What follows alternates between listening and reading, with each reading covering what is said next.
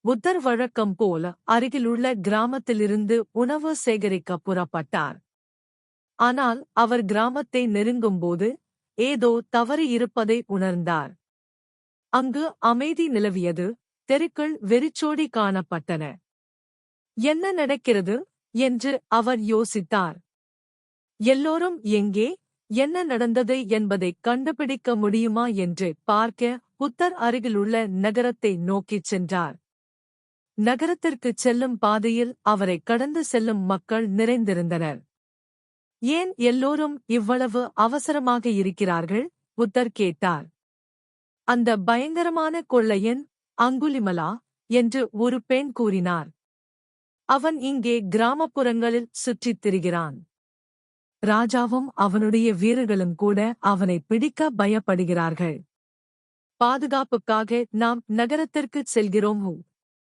எல்லோரையும் மிகவும் பயமுறுத்துபவனாகவும் மகிழ்ச்சியற்றவனாகவும் ஆக்கும் இந்த கொள்ளையன் அங்குலிமலா யார் என்று புத்தர் யோசித்தார்.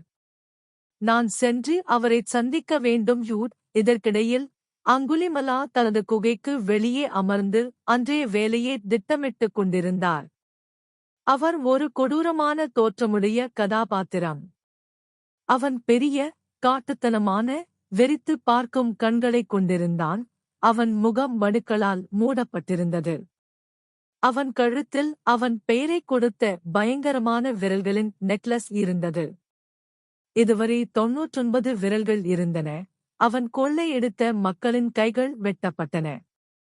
இன்னும் ஒரு விரல் இருந்தால் என் நெக்லஸ் முழுமையடையும் என்று அவன் பெருமிதம் கொண்டான். எனக்கு அடுத்த பலி யார் என்று எனக்கு ஆச்சரியமாக இருக்கிறது. அந்த நேரத்தில் புத்தர் தோன்றி மெதுவாகவும் அமைதியாகவும் நடந்து சென்றார்.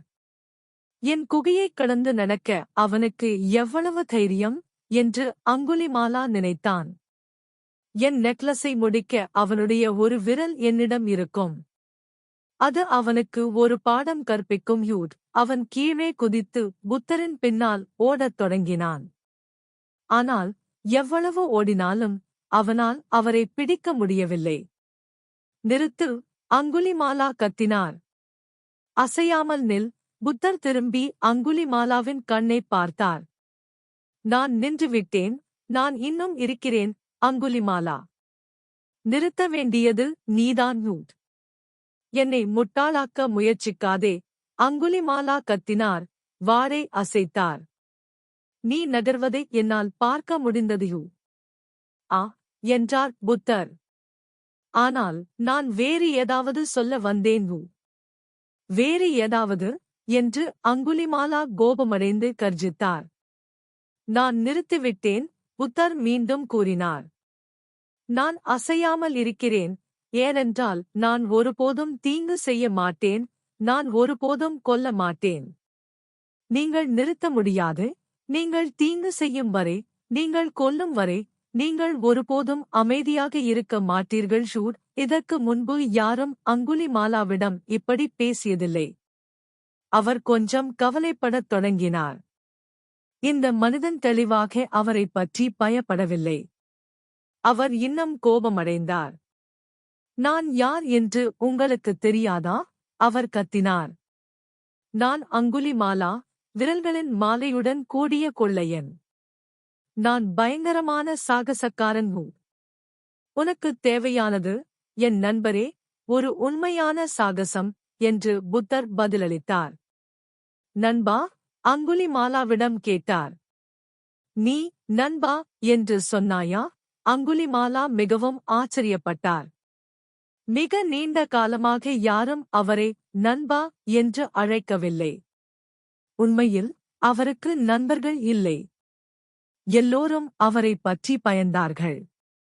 அவர் சிறுவனாக இருந்தபோது அவருக்கு நண்பர்கள் இருந்தார்கள் என்பதை அவர் நினைவு கூர்ந்தார். பின்னர் அவர் சிறிய சிறுவர்களையும் சிறுமிகளையும் கொடுமைப்படுத்தத் தொடங்கினார். இறுதியில் யாரும் தனது நண்பராக இருக்க விரும்பவில்லை. பின்னர் நிலைமை மோசமாகி மக்களின் வீடுகளில் திருடத் தொடங்கினார். இப்போது அவர் அனைவரும் ஓடிப்போன ஒரு பயங்கரமான கொள்ளையன். நான் என்ன செய்து கொண்டிருந்தேன் என்று அவர் கூச்சலிட்டார்.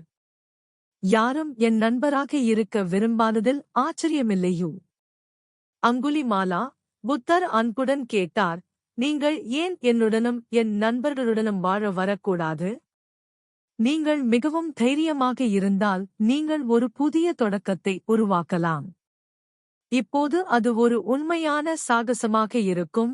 அங்குலிமாலா குன்றின் விளிம்பிற்கு நடந்து சென்று தனது வாளையும் கேடயத்தையும் வீசினார். இது ஒரு சாகசமாக இருக்கும் என்று நீங்கள் உறுதியாக நம்புகிறீர்களா என்று அவர் கேட்டார். ஓ, ஆமாம், புத்தர் பதிலளித்தார். உங்கள் வாழ்க்கையின் மிகப்பெரிய சாகசம். அன்று இரவு அங்குலிமாலா புத்தருடனும் அவரது நண்பர்களுடனும் நட்சத்திரங்களின் கீழ் தங்கினார். இந்த மக்கள் அன்பானவர்கள். அவர்கள் தங்கள் உணவைப் பகிர்ந்து கொண்டு அவருடன் பேசினர். யாரும் பயப்படவில்லை.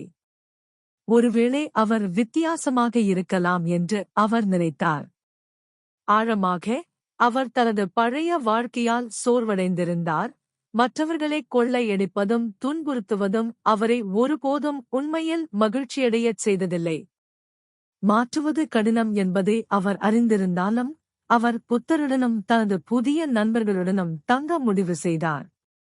காலையில் அவர் தனது பயங்கரமான விரல் நெக்லஸை எறிந்தார். பின்னர் அவர் தனது நீண்ட முடி மற்றும் தாடியை வெட்டி மற்றவர்கள் அணிந்திருந்த அதே எளிய அங்கிகளை அணிந்தார். அவர் ஏற்கனவே நன்றாக உணர்ந்தார்.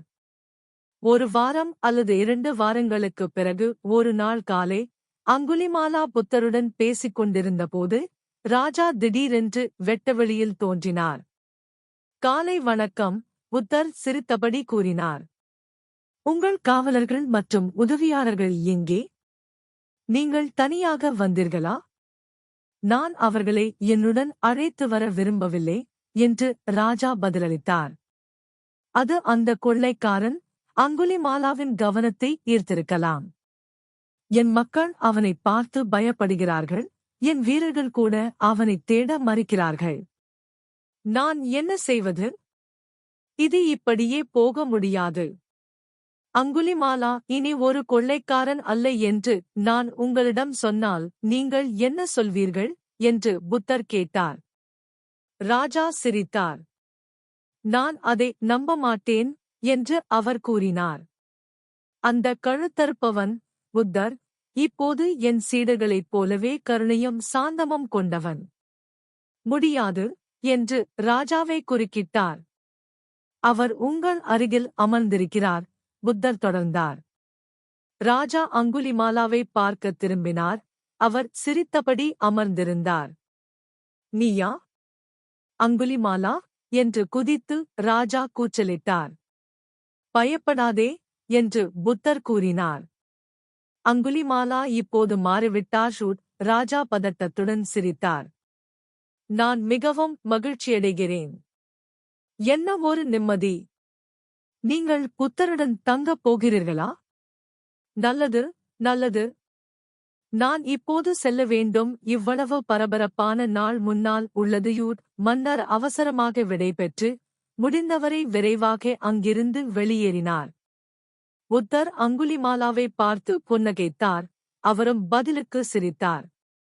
பின்னர் அவர் எழுந்து தனது புதிய நண்பர்கள் அன்றைய தினத்திற்கான உணவை சேகரிக்க உதவச் சென்றார்.